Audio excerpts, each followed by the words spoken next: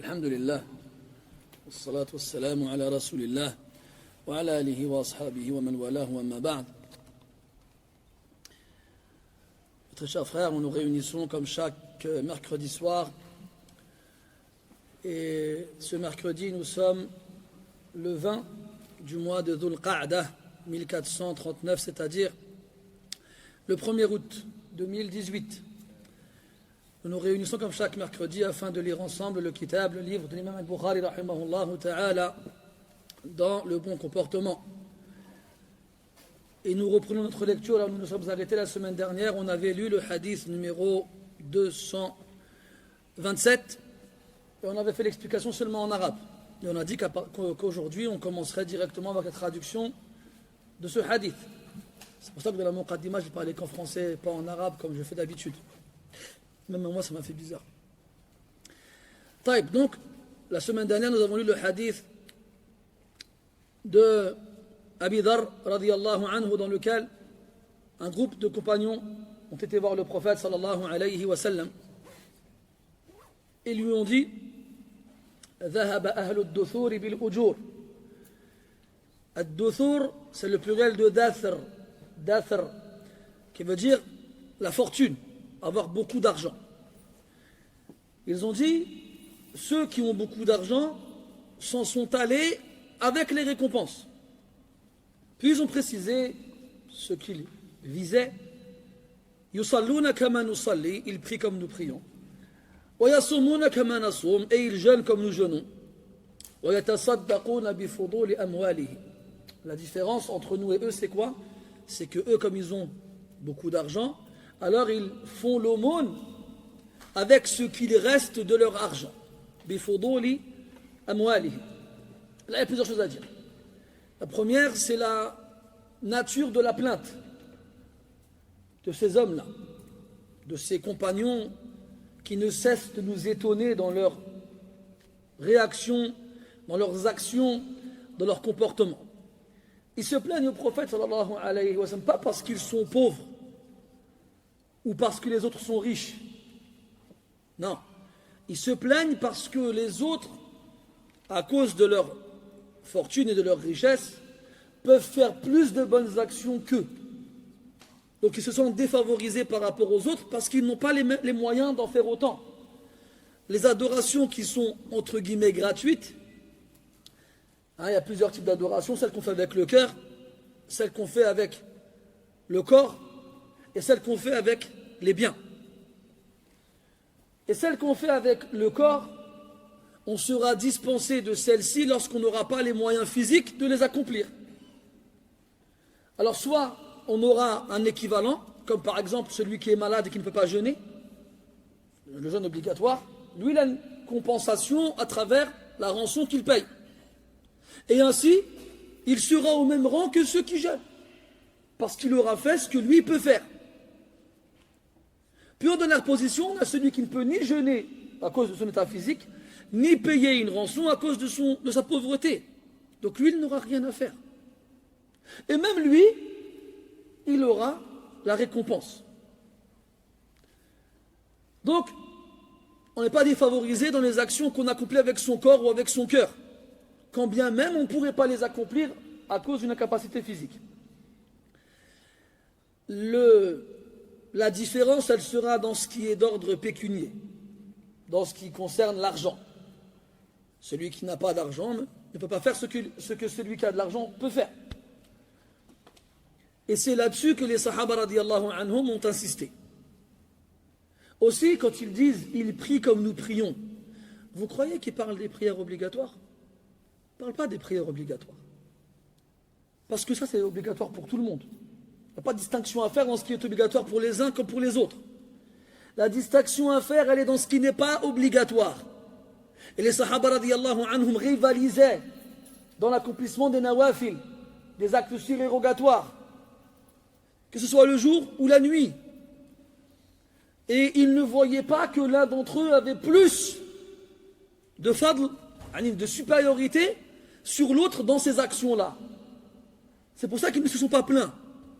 Regardez dans le hadith où le prophète sallallahu alayhi wa sallam, il décrit les khawarij. Il a dit لا يحقرن أحدكم صلاته مع صلاتهم. Et il dit ويأخذون من et dans un autre hadith il dit ويأخذون من الليل كما تأخذون الذين إذا خلوا بمحارم الله انتهكوها, le hadith al-mashhur. Dans le hadith de lequel le prophète décrit les Khawarij, il dit que ces gens-là, quand vous verrez comment ils prient, vous dénigrerez vos prières à côté des leurs. Tellement c'est immense. Alors que déjà les Sahaba radiyallahu anhum, ils font des prières exceptionnelles. Dans un autre hadith, le prophète leur dit, en parlant de ces personnes-là qui, lorsqu'ils s'isolent avec les interdits d'Allah, tabaraka wa ta'ala, ils les bafouent, il a dit qu'ils prennent de la nuit comme vous prenez. Ça veut dire quoi? Qu'ils prient la nuit comme vous priez. Parce que ça, c'était classique chez les Sahaba radiyallahu anhum. Comme chez les tabi'in ou atba'uhum ajma'in. Comme on avait rapporté de Abu Zinad rahimahullah ta'ala qui se dirigeait à la mosquée le matin avant le Fajr. Ma yamurru bi baytin illa wa fihi qari. Il n'y a pas une maison près de laquelle il passait sans qu'il entend quelqu'un lire le Coran à la fin de la nuit. Ça n'existait pas chez eux quelqu'un qui ne faisait pas de prière surérogatoire. Ou quelqu'un qui ne jeûnait pas en dehors de Ramadan. Et si ça existait, les gens avaient une mauvaise opinion d'eux. Les gens avaient une mauvaise opinion d'eux. Comme dans le hadith que je vous ai déjà cité d'un homme qui est passé près d'un groupe de personnes parmi les Sahaba radiyallahu anhum, il leur a dit assalamu alaykum, ils lui ont répondu alaykum salam. Et quand il s'est éloigné, un d'entre eux l'a dit aux autres wallahi inni ubridu hada fillah. J'ai par Allah, je déteste cet homme-là en Allah. Et parmi ceux qui étaient présents, il a dit wallahi sama qult wallahi la ukhbiranna. Quelle détestable parole que tu viens de dire, par Allah, je vais lui dire ce que tu viens de dire. Il a couru après, il lui dit hey, Foulan, quand t'es passé, il a dit ça. Il a dit walima yubriduni fillah. Pourquoi il me déteste en Allah? Alors il a testé le prophète sallallahu alayhi wa sallam. Le Nabi sallallahu alayhi wa sallam a fait appeler cet homme-là. Est-ce que c'est vrai que tu as dit telle chose quand lui il est passé? Il a dit na'am. Pourquoi tu détestes ton frère en Allah? Il a dit wallahi ya Rasulallah inni la jaruh wa inni bihi la khabir. Wa lam arahu yusalli salatan qat illa hadhihi as-salata allati yusalliha al-barr wal-fajir. Il a dit ya Rasulallah, je suis son voisin et je le connais très bien. Par Allah, je ne l'ai pas vu faire une prière en dehors de celle-ci que celle-ci qu'accomplit le pieux et le pervers. Puis il a dit, je ne l'ai pas vu jeûner un autre jour dans l'année en dehors de ce jeûne-ci, le jeûne de Ramadan, qu'accomplit le pieux et le pervers. Parce qu'ils sont obligatoires. Bon, l'homme il s'est défendu, à la fin, le Rasul lui a donné raison à l'homme qui s'est défendu. Il lui a dit à l'autre, Qum in adri la'allahu khayrun mink. Va-t'en. Je me demande s'il n'est pas meilleur que toi. Pas parce qu'il faisait moins d'actions que lui. Parce que toi, tu as une mauvaise opinion de lui et que tu t'es senti supérieur à lui parce que tu faisais plus que lui. Ça, c'est une autre chose. Mais ce qui compte, pour nous, dans ce contexte-là, c'est que chez les Sahaba, radiyallahu anhum, voir quelqu'un ne rien faire de surérogatoire à côté des obligatoires, c'était un moyen d'avoir une mauvaise opinion d'eux. C'est comme la prière obligatoire, la prière à la mosquée. Quand Abdullah ibn Mas'ud radiyallahu anhu il disait وَلَقَدْ رَأَيْتُنَا وَمَا يَتَخَلَّفُ عَنْهَا إِلَّا مُنَافِقٌ مَعْلُومُ النِّفَاقِ. Je nous ai vus, en parlant de lui les Sahaba radiyallahu anhum, et personne ne la délaissait, c'est-à-dire la prière à la mosquée, si ce n'est un hypocrite dont l'hypocrisie était connue. Qu'est-ce qu'il dirait s'il vivait parmi nous? Qu'est-ce qu'il dirait? Après la mosquée, elle est quasiment vide quand on la compare au vendredi ou bien à Tarawih ou à Salat al-Eid. Les gens se contentent du minimum et ne font que l'obligatoire et ne pensent pas à faire ce qui est surérogatoire. Qu'est-ce qu'ils penseraient de nous les Sahaba radiyallahu anhum? Nous, bien sûr quand on parle des Sahaba radiyallahu anhum, le but c'est de semer dans nos cœurs de l'amour envers eux parce qu'on adore Allah tabaraka wa ta'ala à travers l'amour qu'on a pour ces hommes-là. Et on les admire, et on les respecte, et on les aime. Ya habada law kunna ma'ahum wa lahdatan min an-nahar. Si seulement on aurait pu être avec eux ne serait-ce qu'un instant dans la journée. On aurait été contents nous. Mais est-ce que eux ils auraient été contents de nous voir? Est-ce que eux ils auraient ressenti la même chose? Allahu a'lam. Ala kulli hal, les Sahaba radiyallahu anhum, ils ont dit ils prient comme nous prions. Les prières surérogatoires du jour et de la nuit. Et ils jeûnent comme nous jeûnons. Et ils rivalisaient les uns les autres dans ces actions-là. Ils se livraient concurrence. Et c'est dans cela que les concurrents doivent se livrer concurrence. Puis, ils ont dit Bifudul, c'est le pluriel de fadl, c'est ce qui reste, al-za'id, c'est ce qui reste, pardon. Maintenant, quand quelqu'un il va obtenir son salaire après avoir travaillé, ou bien il va obtenir son bénéfice après avoir vendu sa marchandise, il va prendre cet argent, ce qui va lui être nécessaire pour lui et ceux qui sont à sa charge. D'accord? Et bon, à l'époque, généralement, ils étaient propriétaires, même si la location existait déjà. D'accord? Donc le propriétaire, il se servait de cet argent-là pour subvenir à ses besoins en termes de nourriture et de vêtements. Le locataire, il payait son loyer, et là, si, après qu'ils n'aient dépensé leur argent dans leurs besoins obligatoires, il leur restait de l'argent. Toi et moi, qu'est-ce qu'on fait quand il nous reste de l'argent après que les factures aient été payées? Tu as payé le loyer, tu as payé l'électricité, tu as payé l'eau, tu as payé ton téléphone, le téléphone de ta femme, et le téléphone de tes enfants, et tu as payé ta box internet, et tu as payé l'assurance de la voiture, et blablabla, blablabla. Après, tu vas faire les courses, au marché, au centre commercial. À la fin du mois, il te reste une baraque. Le réflexe, c'est la plupart d'entre nous, je ne dis pas tout le monde, mais beaucoup, c'est quoi? Soit ils se font un resto, soit ils se font plaisir au magasin, en s'achetant des choses qui ne sont pas nécessaires. Nos armoires sont pleines à craquer de vêtements qu'on ne porte même plus. Voilà, des fois, je vous jure que j'ai des scrupules quand j'ouvre mon armoire. Je me demande s'il n'y a pas des vêtements qui vont témoigner contre moi là-dedans parce que je ne les porte pas. Et de l'autre côté, on a des scrupules de les donner en sadaqa parce qu'on se dit, regarde, on se débarrasse en vrai. Est-ce qu'on a le courage de prendre ce qu'on aime et de garder ce qu'on n'aime pas et de donner ce qu'on aime et garder ce qu'on n'aime pas? Non. Quand on entend, il y a une sadaqa, on récolte des vêtements pour les gens dans les pays qui n'en ont pas, on dit, oh super, je vais me débarrasser des vêtements que je ne porte plus. C'est vrai ou c'est pas vrai? Qu'Allah nous pardonne. Et voilà. Donc, qu'est-ce qu'on fait avec cet argent-là? On regarde dans le bon coin s'il n'y a pas un téléphone pas cher. Parce que le téléphone qu'on a, ça fait 6 mois qu'on l'a, ça y est, il commence à être démodé.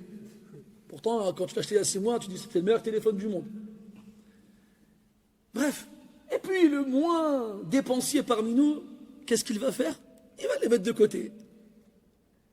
Mais est-ce qu'il y en a parmi nous qui se disent quoi? Cet argent qui est là, je n'ai pas besoin, je vais le donner fi sabilillah.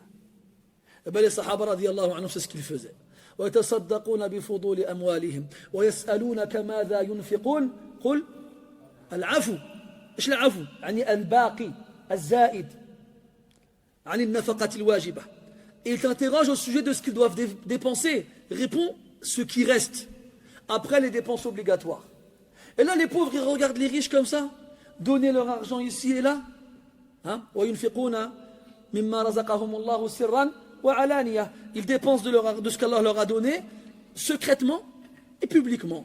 إن تبدوا الصدقات فنعما هي وإن تخفوها وتؤتوها الفقراء فهو خير لكم. Si vous donnez les aumônes ouvertement, on vous voit, qu'est-ce que c'est bien? فنعما هي. Pourquoi? Parce qu'on voit les gens donner. Et ça encourage les autres à donner aussi. Nous, on a fait un tarkis sur sadaqatus sir. On a trop insisté sur l'aumône secrète, ce qui est bien sûr la meilleure des aumônes, mais le problème c'est qu'on est tombé dans un autre extrême. C'est qu'on ne voit plus personne donner, au point où on en arrive même à avoir une mauvaise opinion de ceux qui donnent en public. Vous avez vu dans certaines mosquées, ça arrive des fois, le Jumu'ah ou bien pendant Ramadan, l'imam il encourage les gens à donner. Alors il y en a un qui se lève et il donne sa sadaqa devant tout le monde à l'imam pour la mosquée. Mais là, allez, comme tu n'as pas dans ta tête ton petit shaitan qui dit quoi? Regarde lui, Allah musta'an, c'est pas la riya, ça c'est quoi? Ça? C'est dur de ne pas mal penser des autres. Alors que c'est obligatoire. Al-Muhim, Allah dit, Ijtanibu kathira min al-dhanni, inna ba'da al-dhanni ithm. Quoi qu'il en soit, voilà comment les Sahaba radiyallahu anhum ils étaient. Ceux qui donnaient parce qu'ils avaient et qui gardaient rien pour eux. Et je vous avais déjà donné des exemples de Sahaba qui refusaient de garder quelque chose pour le lendemain.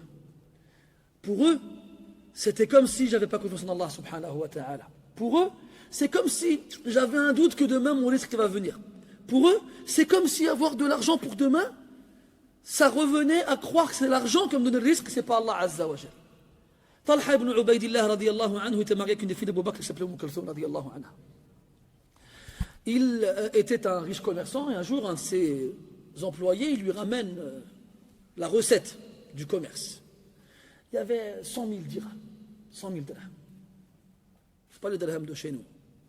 Non, le dirham de l'époque, des pièces d'argent. Et voilà, c'était le soir. Et quand il a récupéré la somme, et qu'il est parti dormir, il n'arrêtait pas de se retourner dans son lit. Sa femme, intabahat. Elle a compris qu'il y a quelque chose qui n'allait pas. Qu'est-ce qui se passe? Il lui dit, Wallah, j'ai peur de mourir cette nuit, et j'ai cet argent à la maison. Wallah, des fois tu lis des choses comme ça, subhanallah, mais dans quel monde ils vivaient ces hommes-là, Wallah? Toi, c'est j'ai peur de mourir et j'ai pas cet argent-là à la maison. Hein? Tu tournes dans ton lit, si seulement j'avais 100 000 euros à la maison, je dormirais dedans, dessus. Je les éparpille sur le matelas et je dors comme ça.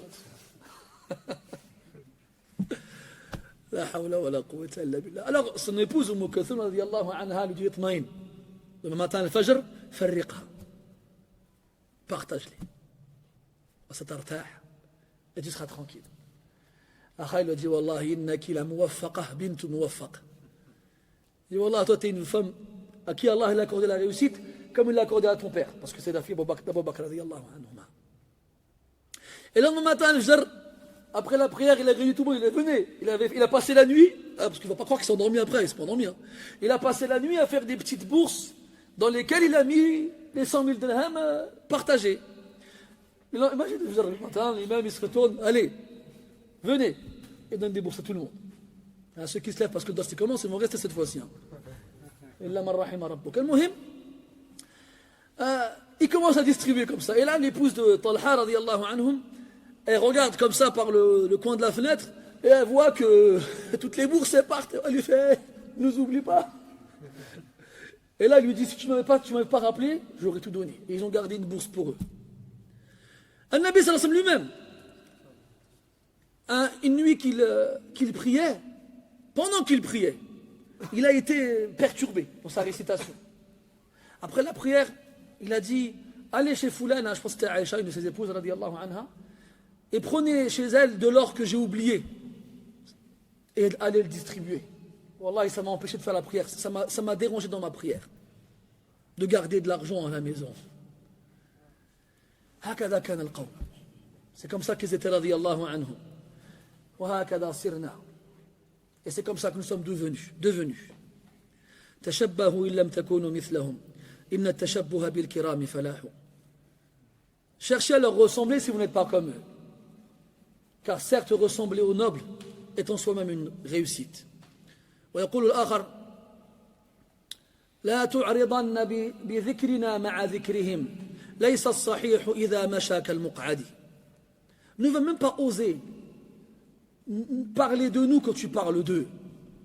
Parce que celui qui est en bonne santé, quand il marche, il n'est pas comme le malade qui est paralysé. على كل حال, les Sahaba radiyallahu anhum, ils viennent, ils se plaignent. Ils se plaignent parce qu'ils ne peuvent pas faire l'aumône. Alors le prophète sallallahu alayhi wa sallam, il voit leur détresse, il voit leur sincérité, et il leur donne, yarhamukallah, il leur donne une alternative. Parce que grâce à Allah tabaraka wa ta'ala, falahu alhamdu wal minna, il n'y a pas une porte qui se ferme à toi sans qu'une ou 10 ou 100 ou 1000 ne s'ouvrent de l'autre côté. Pour ne pas que tash'uru bil hirman, pour ne pas que tu ressentes la privation. Ma ala al-muhsinina min sabil. Il n'y a pas de reproche pour les bienfaisants, ceux qui ont voulu bien faire, même si ils n'ont pas, comme sur la Tawbah. ليس على الضعفاء ولا على المرضى ولا على الذين لا يجدون ما ينفقون حرج إذا نصحوا لله ورسوله. Il n'y a pas pour les pauvres ou pour les faibles ou pour les malades ou ceux qui ne trouvent rien à dépenser de reproches, de griefs lorsqu'ils ont été francs envers Allah et son messager. Ma 'ala al-muhsinina min sabil. Il n'y a pas de reproche pour les bienfaisants, ceux qui ont cherché à bien faire. Wallahu ghafurur rahim. Alors un Nabi sallallahu alayhi wa sallam, il leur ouvre une porte. Il leur fait voir la lumière alors qu'ils pensaient être dans les ténèbres. Il les rassure et les console après qu'ils étaient touchés par la tristesse. Il leur dit, Alaysa qad ja'ala Allahu lakum ma tasaddaqun? Allah ne vous a-t-il pas donné de quoi faire l'aumône? Subhanallah. N'avez-vous pas pensé à ces choses qu'Allah vous a données et que vous possédez et avec lesquelles vous pouvez avoir la récompense de ceux qui font l'aumône avec leur argent? Inna bi kulli tasbihatin wa tahmidatin sadaqa. Pour chaque formule de sanctification, le fait de dire Subhanallah, qu'Allah soit sanctifié, et pour chaque formule de louange, le fait de dire Alhamdulillah, qu'Allah soit loué, la louange est à Allah Azza wa Jal. Sadaqa. Il y a la récompense du nombre. Qui ne peut pas dire Subhanallah walhamdulillah? Et dans l'autre version du hadith, il rajoute Tahlilatin, le fait de dire La ilaha illallah, wa takbiratin, le fait de dire Allahu Akbar.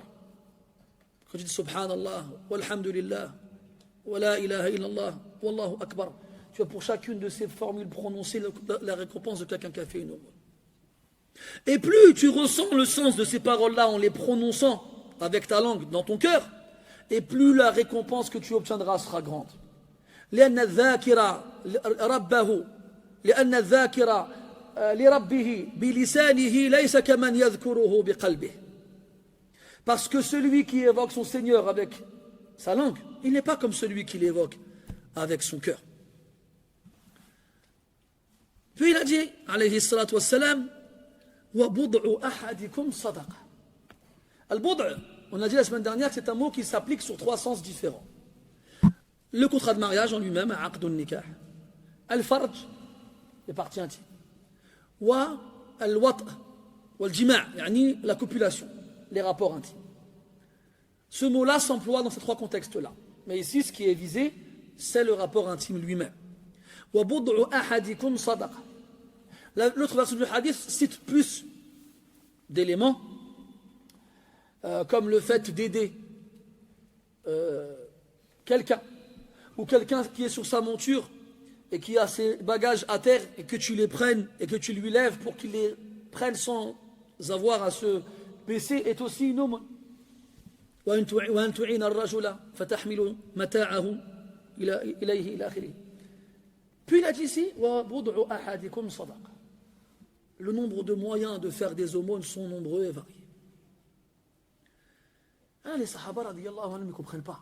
Ils sont étonnés, choqués, stupéfaits, estomaqués, apostrophés, ébahis. Bon, je vais m'arrêter là. Quoi? قالوا في شهوته صدقة. Quoi? Il a soulevé son plaisir et il a une aumône. Parce que chez eux, dans leur mentalité, ils avaient compris que pour avoir de la récompense, il fallait se fatiguer. Parce qu'ils l'ont inventé tout seul. Non, le prophète il a dit sallallahu alayhi wa sallam à Aïcha radiyallahu anha, inna ajraki biqadri nasabik. Inna ajrak biqadri nasabik. Yani ta récompense sera proportionnelle à ta fatigue. C'est pour ça que les Sahaba radiyallahu anhum, ils se, entre guillemets, tuaient à la tâche. Ils s'épuisaient.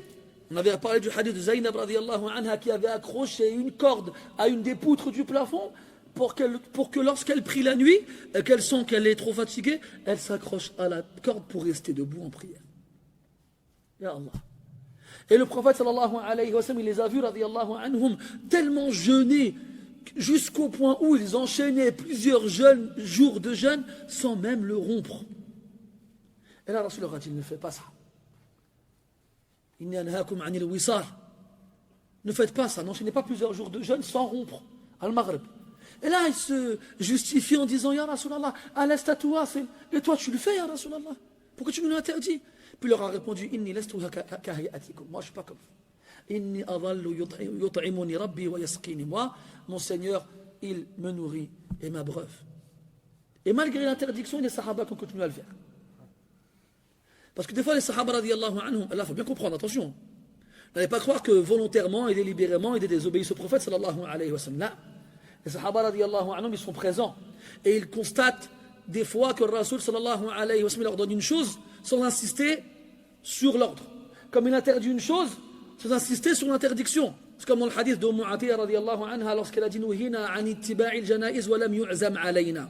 Elle a dit on nous a interdit de suivre les convois funéraires, nous, c'est-à-dire les femmes, mais on n'a pas été sévère envers nous. Ils le faisaient, on ne leur a pas reproché, alors ils ont compris que l'interdiction n'était pas formelle.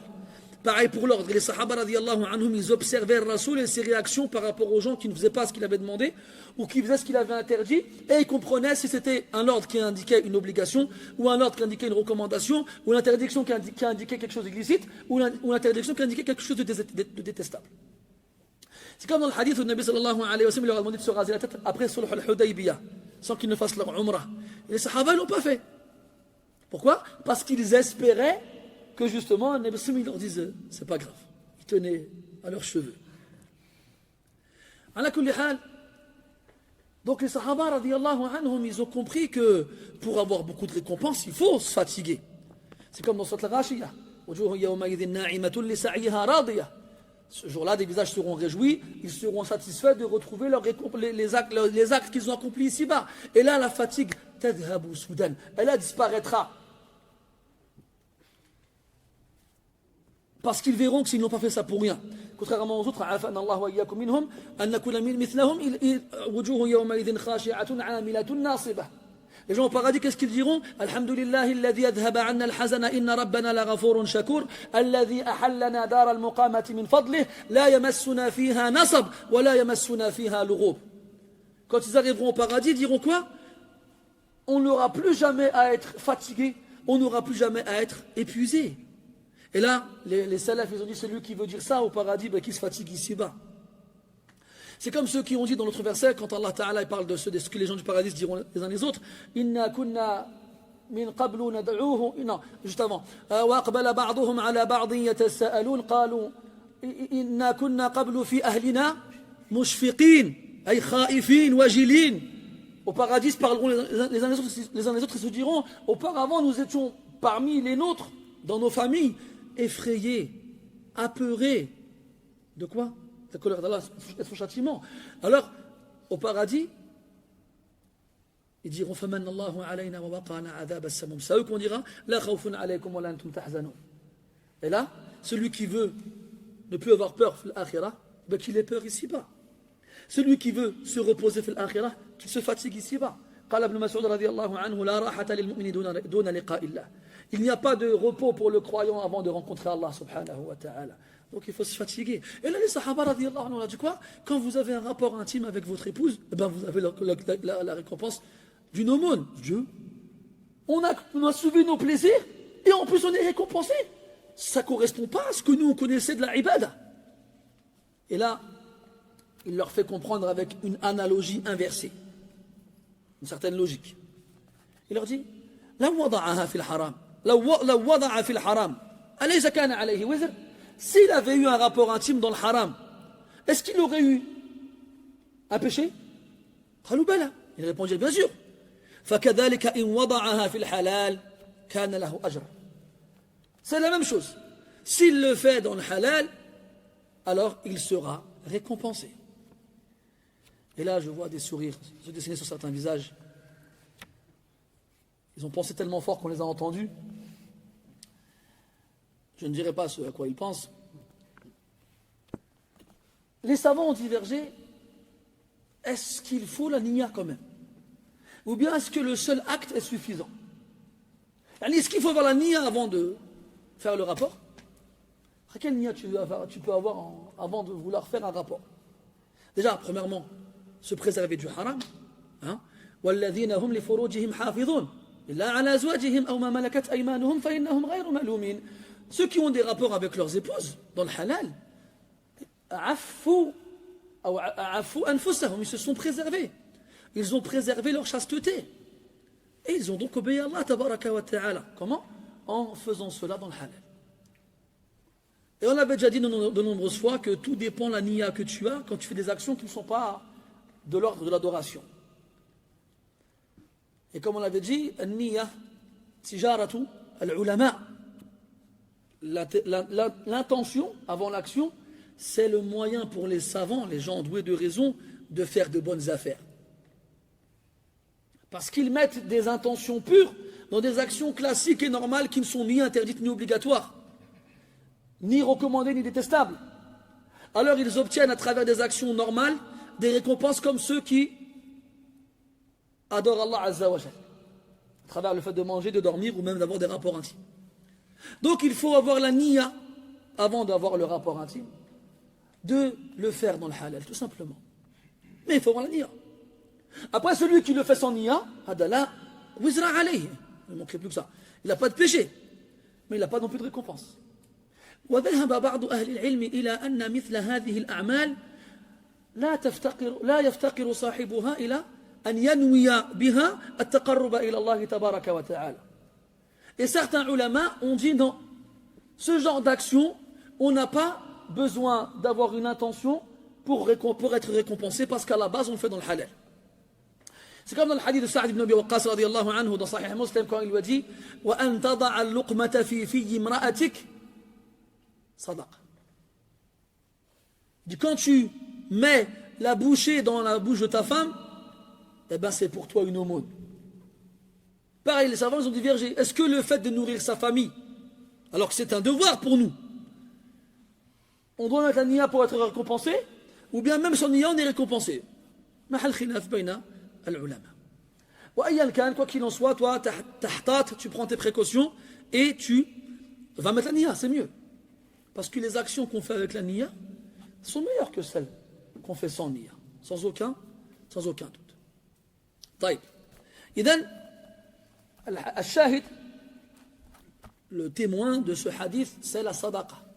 C'est que quelle que soit ta circonstance, quelle que soit ta situation, quels que soient tes moyens, tu n'es pas privé de faire l'aumône.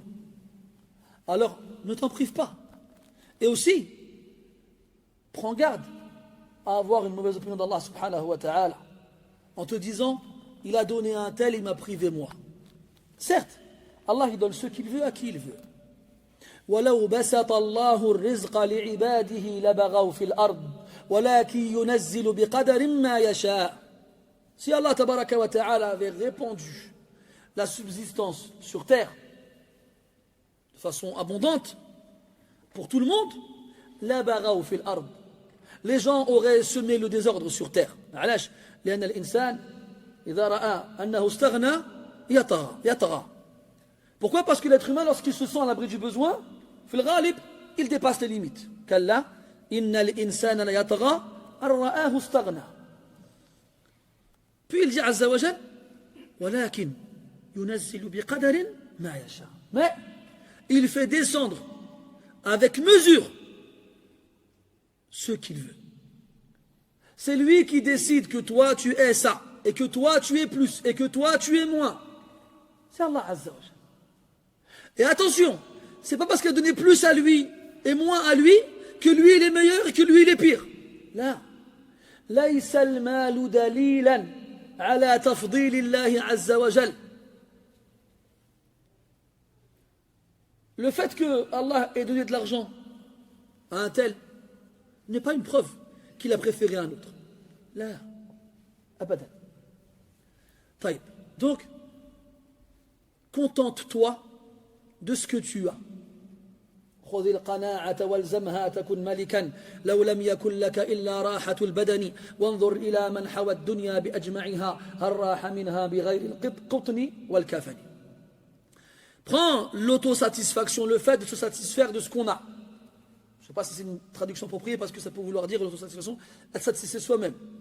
Mais vous avez compris ce que je voulais dire. Donc sois satisfait de ce qu'on te donne. Et attache-toi à cela. Tu seras un roi. Même si tu ne possèdes de ce bas monde que la santé du corps.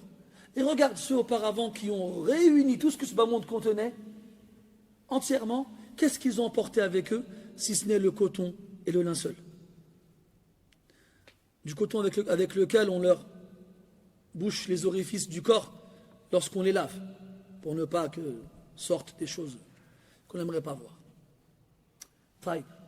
donc sois satisfait de ce qu'Allah t'a donné. Et regarde ce qu'Allah t'a donné. Ne regarde pas ce qu'Allah ne t'a pas donné. Et si tu veux regarder ce qu'Allah ne t'a pas donné, alors dis-toi que s'il ne te l'a pas donné, c'est que c'est mieux pour toi de ne pas l'avoir.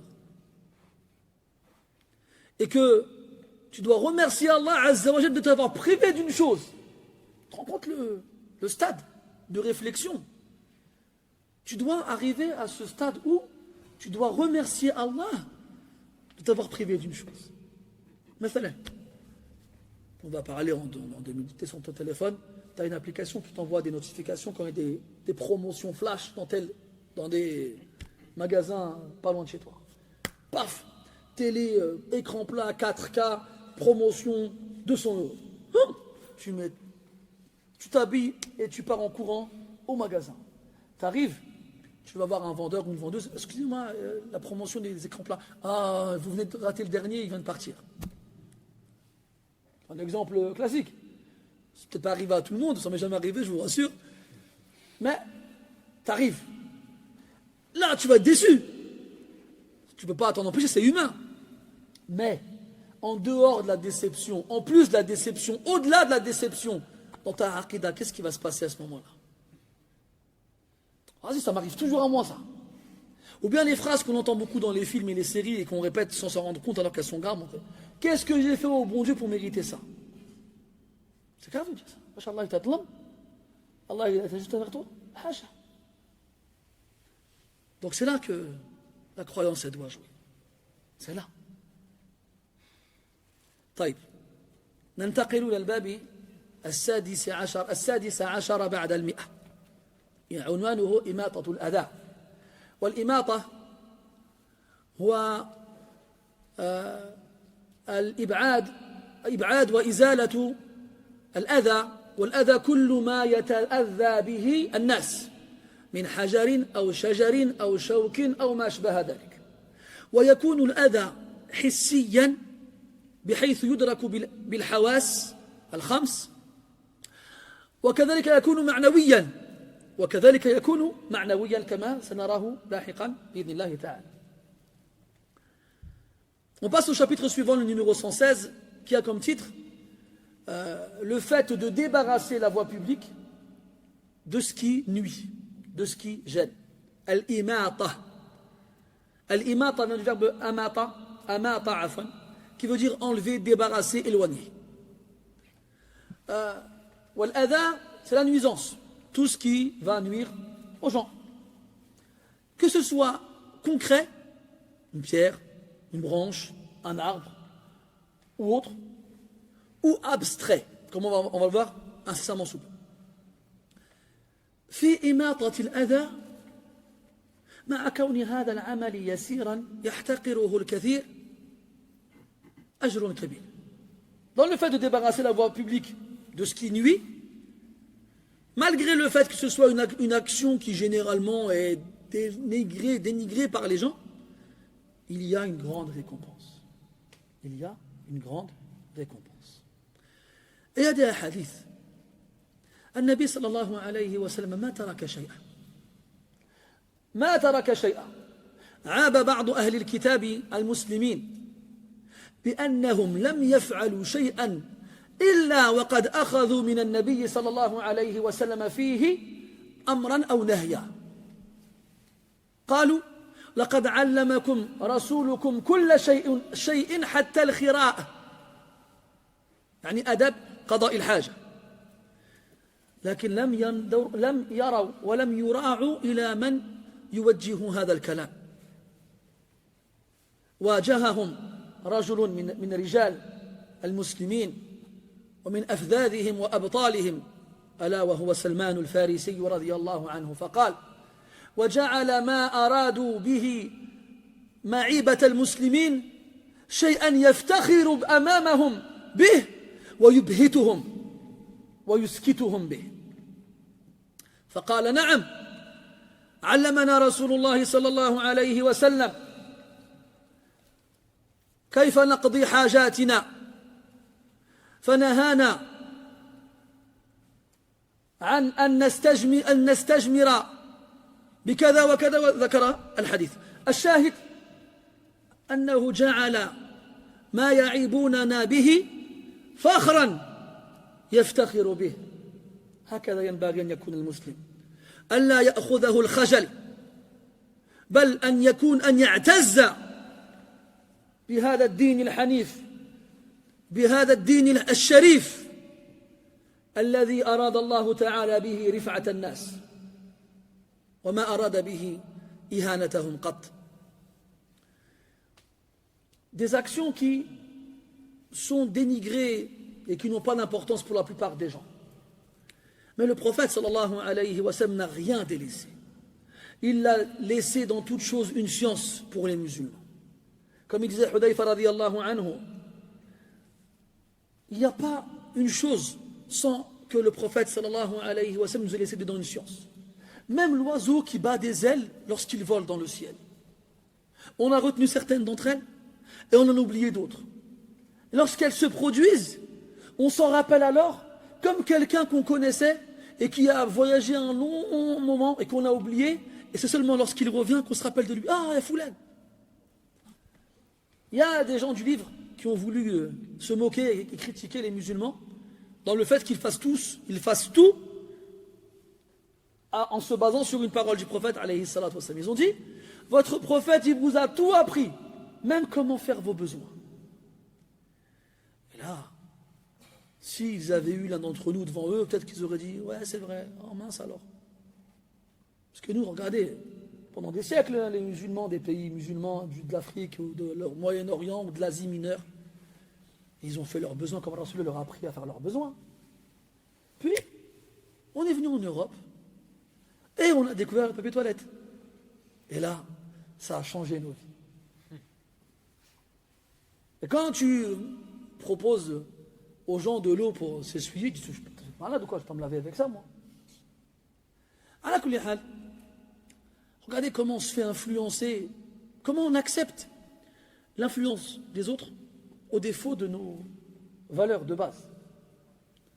Et ça, si ça ne montre pas un manque évident de personnalité et un complexe d'infériorité, je ne sais pas, ça montre quoi alors? Je ne sais pas. Ala kulli hal, je reviens au kalam de ces gens du livre. Ils ont eu devant eux un homme, un vrai.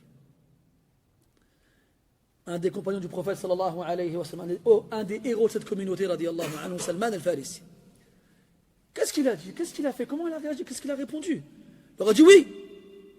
Le prophète sallallahu alayhi wa sallam nous a interdit de prendre moins de 3 pierres pour nous essuyer. Et il nous a interdit de faire face à la qibla ou de tourner le dos. Et il nous a obligés de... Il a commencé à citer tous les ahkam au rapport avec qada al-haja. Qu'est-ce qu'il y a? Voilà comment le vrai musulman, il est fier de la religion noble qu'Allah lui a donnée, qu'Allah lui a offert. Pas comme beaucoup d'entre nous qui prenons tout ce qu'on nous fait comme remarque comme une humiliation et de la honte. Ajib, ça, tu as honte. Pourquoi j'aurais honte, moi? C'est comme, je ne sais pas si vous avez vu des vidéos qui tournent sur Internet. Tu vois quelqu'un dans une voiture qui parle avec un Français, qui lui dit, ouais, dans les mosquées, il y a des terroristes, de toute façon, les Arabes, un raciste, moyen.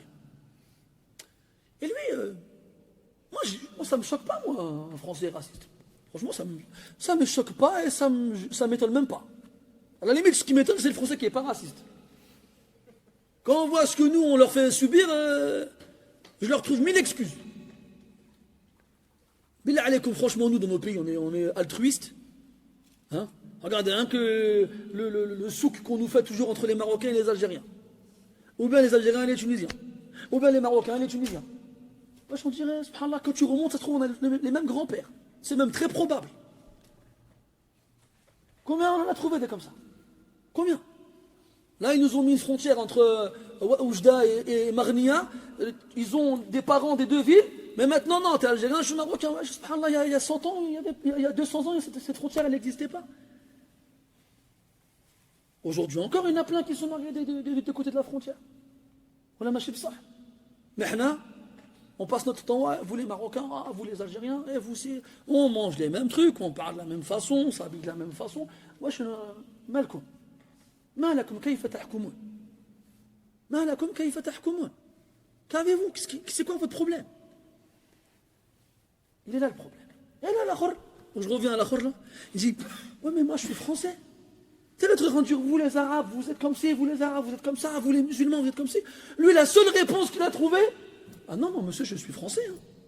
Allez, arrête de dire t'es français n'importe quoi, t'as vu ta tête? Et tes cheveux frisés là? Arrête, t'es pas un français. Il y avait un poète qui voulait, qui a voulu critiquer un autre qui se faisait passer pour un écrivain. Il lui dit عنك الكتابة لست من أهلها ولو سودت وجهك بالمداد. Il disait délaisse l'écriture, tu ne fais pas partie de ceux qui savent écrire, même si tu noircis ton visage avec de l'encre.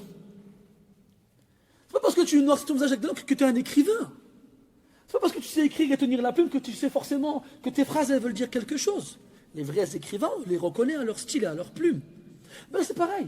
Tu peux chanter toute la vie, je suis français, t'es pas un français. Et ils le savent, et ils le disent, et ils le pensent. Ah, pourquoi? Pourquoi tu te tues à la tâche? Il y a de ça plus de 15 ans. Je travaillais dans un collège. Et j'avais un collègue qui s'appelait Michael Durand.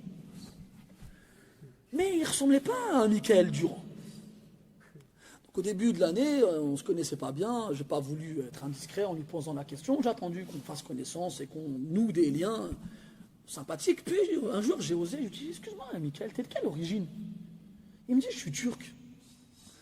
Je lui dis, mais c'est pas un nom turc, Michael Durand. Il m'a dit, je m'appelle Michael Duran. J'ai enlevé un E, ça a changé ma vie. Ah ouais. Allah ajib.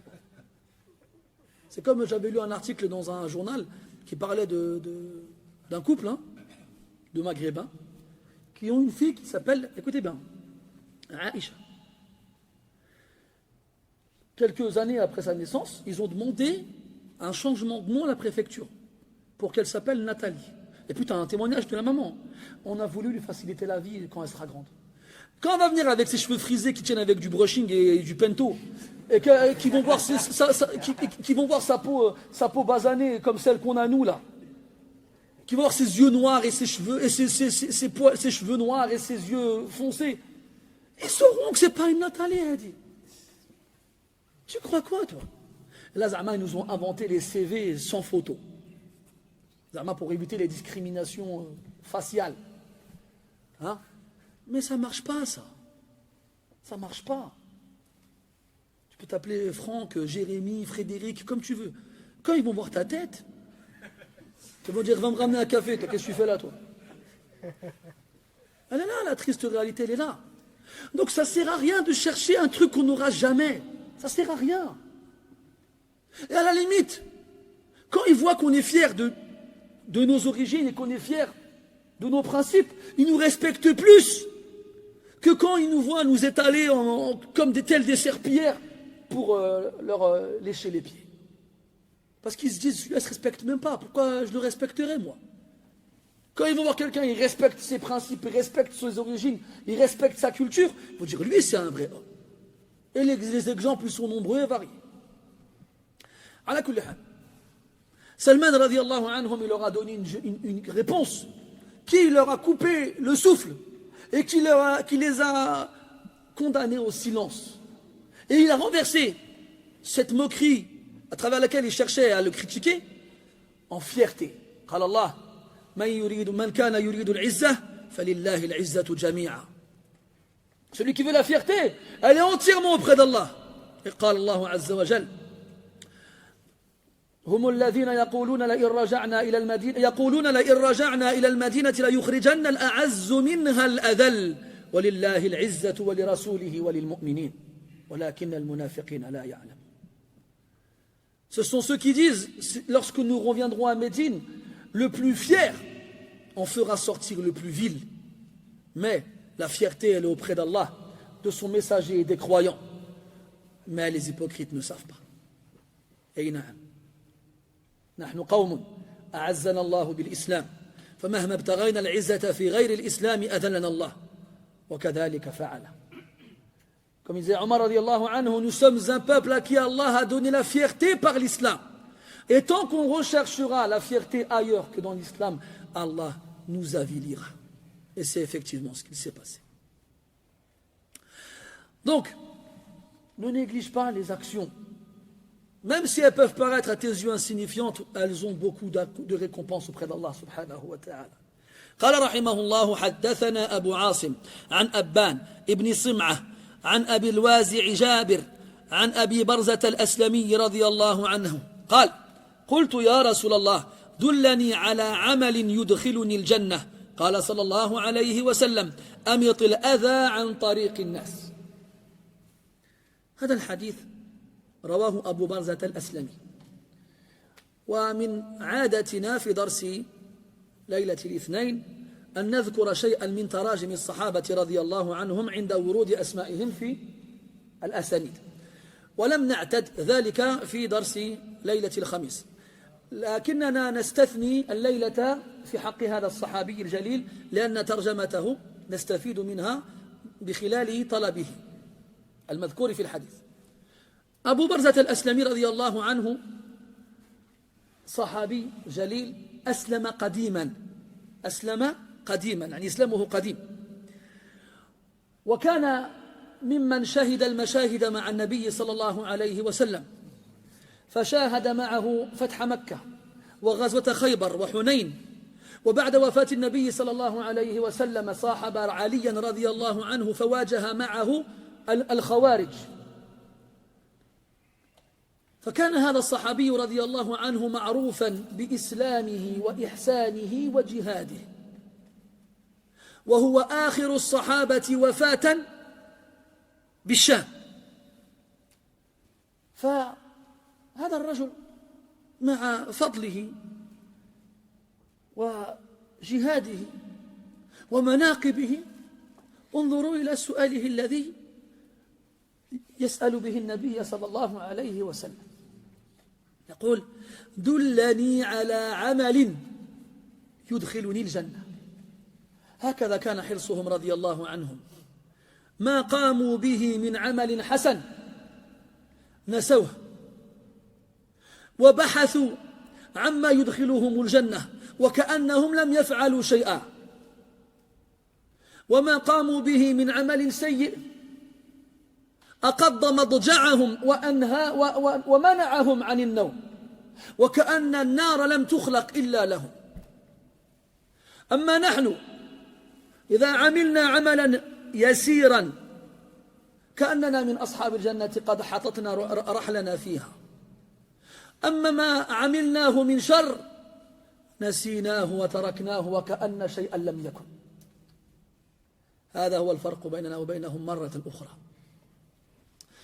وهذا الطلب تكرر من العديد من الصحابة رضي الله عنهم، والعجيب من بعضهم أنهم يروون الحديث ويبهمون اسم السائل، كأبي أيوب الأنصاري رضي الله عنه روى أن رجلا قال لرسول الله صلى الله عليه وسلم يا رسول الله أخبرني بعمل يدخلني الجنة ويباعدني عن النار. قال ابن حجر رحمه الله تعالى إنه عني به نفسه، إنه عني بهذا الرجل نفسه، لكنه فضل أن يبهم اسمه. ورد ذلك عن أبي برزة الأسلمي رضي الله عنه، وعن أبي أيوب الأنصاري، وعن أبي أمامة الباهلي، وعن معاذ بن جبل، وعن رجل يقال له محمد بن المنتفق، وعن رجل يقال له صخر ابن القعقاع رضي الله عنهم. هذا ما ثبتت به الأخبار في حقهم. وهناك العديد من الأحاديث الأخرى تدل على أن هذا السؤال كان على طرف ألسنة الصحابة رضي الله عنهم، ما منهم من أحد إلا ويلتمس في الأعمال ما يدخله الجنة. لا إله إلا الله. يبحثون عن الجنة في كل صغيرة وكبيرة، لا يتركون وراء ظهورهم شيئا، لا يحتقرون شيئا من الأعمال، لا يزهدون في شيء من الحسنات، لا والله ليسوا كذلك، بل كلما وجدوا سبيلا آخره الجنة خطوه بخطواتهم حتى لا يقال فيهم من بعدهم أن فلانا وجد سبيلا إلى الجنة فلم يسلكه. ومثل هذا السؤال العظيم يتوقع أن يكون الجواب يتناسق معه في العظمة. جاء في بعض الأخبار التي تشبه هذا الحديث أن رجلا سأل النبي صلى الله عليه وسلم عن عمل يدخله الجنة فقال بخ بخ لقد قصرت في الخطبة وبلغت في المسألة. قال لقد قصرت في الخطبة، لقد قصرت في الخطبة أي طلبك قصير يحتوي على بعض الكلمات، وأبلغت في المسألة، لكن السؤال عظيم. وفي حديث معاذ رضي الله عنه لقد سألت عن عظيم وإنه ليسير على من يسر الله عليه. اي والله بخ بخ. فيتوقع أن يكون محتوى الجواب عظيما. انظروا إلى جواب النبي صلى الله عليه وسلم يقول أمط الأذى عن طريق الناس، بهذا العمل اليسير تدخل الجنة. سبحان الله. تمشي في الطريق فتجد غصنا قد سقط من الشجرة، أو حجرا كبيرا قد يتعثر فيه الناس، أو كلبا عقورا يريد أذى الناس، أو ما أشبه ذلك، فتميط وتنحي هذا الأذى من الطريق كي يسلم الناس منه. هذا هو المدار عليه، النية. هذا هو المدار. هذا هو المدار عليه، النية. لماذا تميط الأذى عن الطريق حتى لا يتأذى أحد من المسلمين؟ وهذا من باب محبة الخير للغير كما يحب للنفس.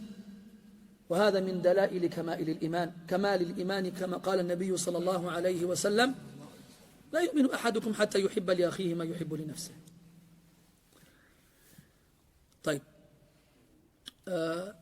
ce hadith-là est rapporté par Abu Barzat al-Aslami radiyallahu anhu. Et d'habitude, je ne m'attarde pas sur le rapporteur parmi les compagnons radiyallahu anhum dans le cours du mercredi soir. Je le fais généralement dans le cours du dimanche soir.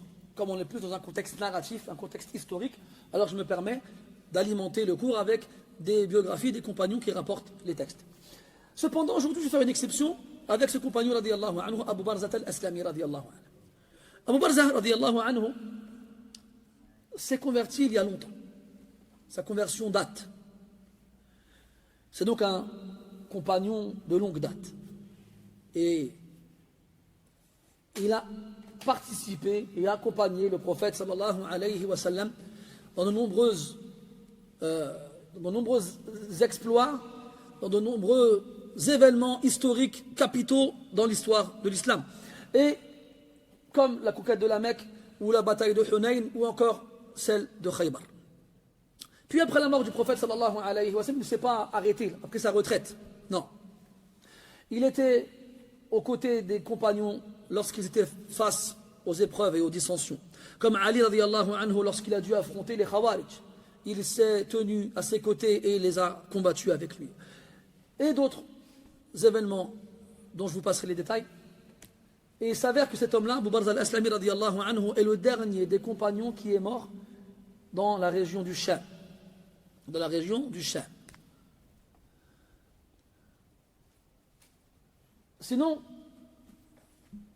donc quand on voit un compagnon avec un tel palmarès, avec un tel curriculum vitae, si on respectait le latin, on pourrait s'attendre à une autre question de sa part. Qu'est-ce qu'il n'a pas fait en fait? Elle est là la question qui se pose. C'est pas qu'est-ce qu'il a fait. On a eu un aperçu de ce qu'il a fait. La question c'est qu'est-ce qu'il n'a pas fait. Parce que vous savez que les savants établissent une différence entre les compagnons radiyallahu anhum en fonction du moment où ils se convertissent. Et cette différence-là, elle engendre une supériorité entre eux. Il y a que les Sahaba radiyallahu anhum qui se sont convertis dans le début de l'islam, ils sont meilleurs que ceux qui se sont convertis après.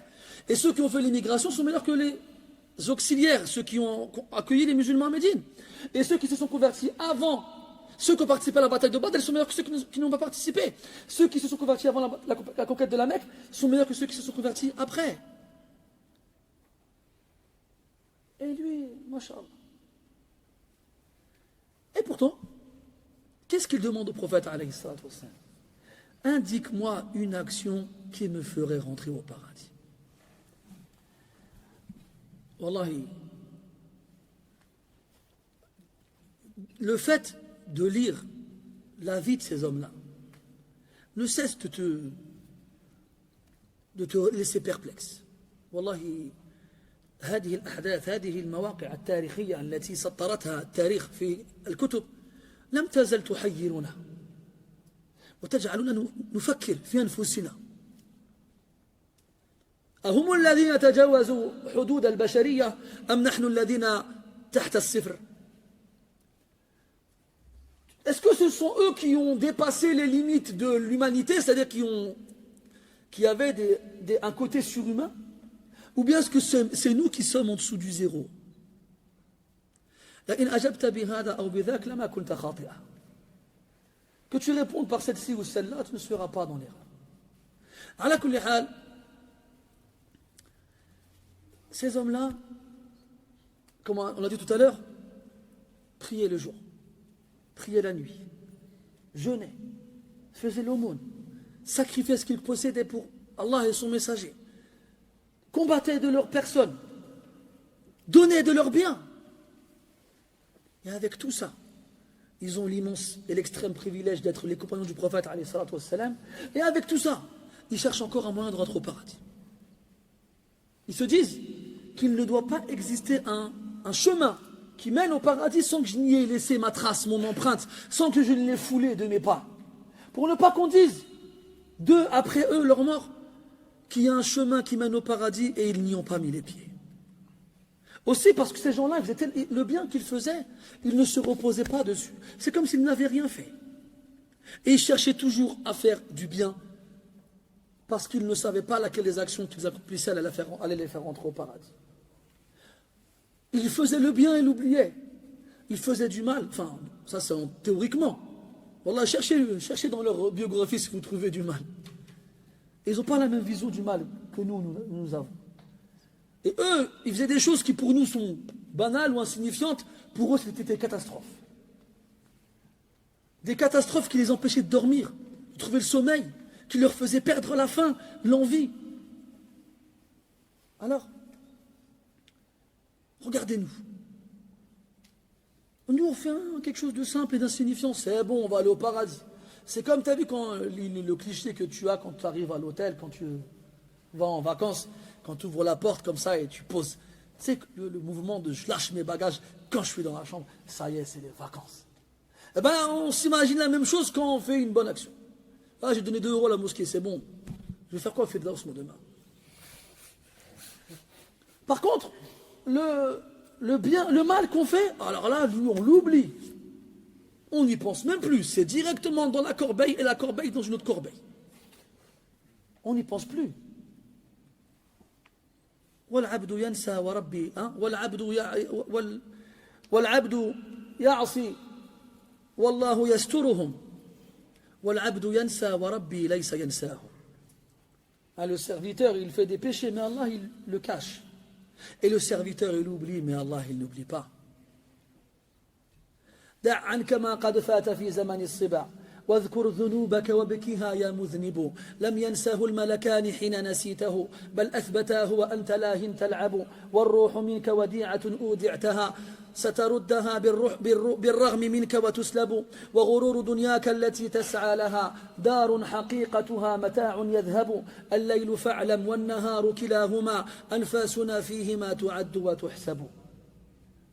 En gros, dedans il dit pense à tes péchés et pleure-les, ô pécheurs. Les anges ne l'oublient pas, alors que toi tu l'as oublié. Au contraire, ils l'ont conservé alors que tu étais distrait à t'amuser. Alors, il lui dit, indique-moi une action qui me fait rentrer au paradis. Et subhanallah, cette action-là, elle prend 2 minutes. Cette question-là, elle a été posée par plein de compagnons, radiyallahu anhu. J'en ai trouvé 6, dont les noms ont été évoqués. Et plein de hadiths où on a ja'a rajulun, sans qu'on sache qui c'est.